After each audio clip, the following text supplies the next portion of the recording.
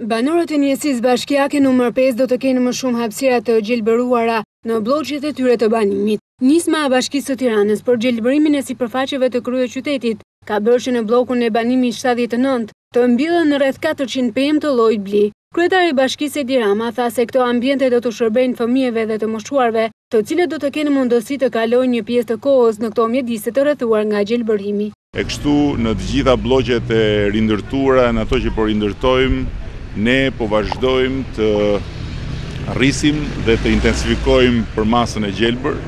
duke vijuar me mbjellje pemësh kudo aty ku ka nevojë, e njëkohësisht do të vazhdojmë të rrisim hapësirat e rikualifikuara në dispozicion të më të moshuarve e të më të vegjëlve në radh parë, në mënyrë që këto hapësira publike, të cilat tashmë janë të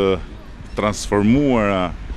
nga hapësira tërësisht të pabanueshme në hapësira të pëlqyeshme, mund bëhen dhe mjedise që i japin një cilësi